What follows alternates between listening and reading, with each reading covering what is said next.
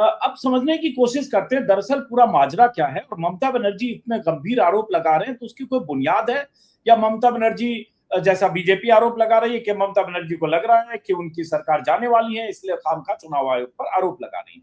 Prabhakar money जरा अगर पूरी बात बता सके कि दरअसल हुआ क्या, आरोप क्या है, ताकि दर्शकों को पता चले, फिर शीतल जी के पास और बातचीत करें।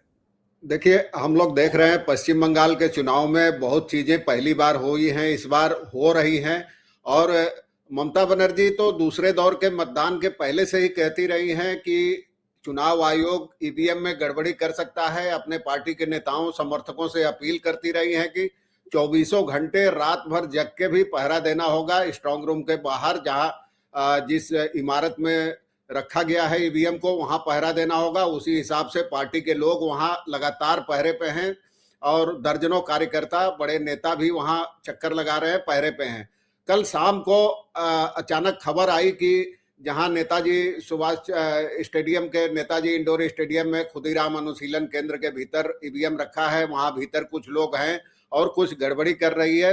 तो ये सुनते ही पार्टी के दो उम्मीदवार, कुणाल घोष जो प्रवक्ता और महासचिव हैं, और शशि पांजा जो मंत्री हैं, महिला बाल कल्याण मंत्री, सबसे पहले वो लोग पहुंची वहां। उन्होंने वीडियो फुटेज देखा, उनको संदेह हुआ कि भीतर कुछ लोग इधर उधर कर रहे हैं, तो उन्होंने एक ट्वीट किया, ममता बनर्जी को खबर की। उसके बाद ममता बनर्जी फौरन निकली, और कल रात को मौसम बेहद खराब था, बहुत तेज आंधी और बारिश हो रही थी कलकत्ता में।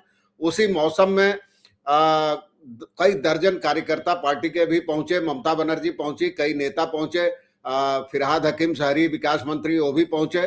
और ममता बनर्जी ने फिर वहां जहां भवानीपुर की ईवीएम रखी हुई है, सखावत हाई स्कूल, वहां ममता बनर्जी गई तो उनको पहले केंद्रीय बलों ने वहां घुसने ही नहीं दिया। फिर ममता बनर्जी ने कहा ये तो मेरा अधिकार है कि कैंडिडेट और उसका एजेंट भीतर तक जा सकता है, काउंटिंग हॉल तक जा सकता है, जहां सील्ड ईवीएम है उसके बाहर तक जा सकता है। उसके बाद कई जगह ऊपर नीचे फोन खड़के, उसके बाद ममता बनर्जी को करीब आधे घंटे बाद भीतर जाने दिया गया। और ममता बनर्जी वहां तमाम फुटेज देखा उन्होंने, करीब 4 घंटे रही, लगभग सारी रात ये ड्रामा चला है।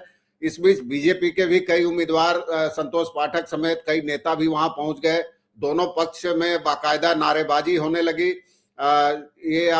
ये सिचुएशन हम लोगों ने पहली बार देखी है। यहाँ ममता शुरू से ही आरोप लगाती रही है, वहां भी उन्होंने आरोप लगाया कि ये गड़बड़ कर रहे हैं ये लोग, एक तरफा तरीके से ईवीएम में छेड़छाड़ हो रही है, गड़बड़ी हो रही है। इतना गंभीर आरोप लगाया कि चुनाव आयोग को देर रात प्रेस कॉन्फ्रेंस करके सफाई देनी पड़ी।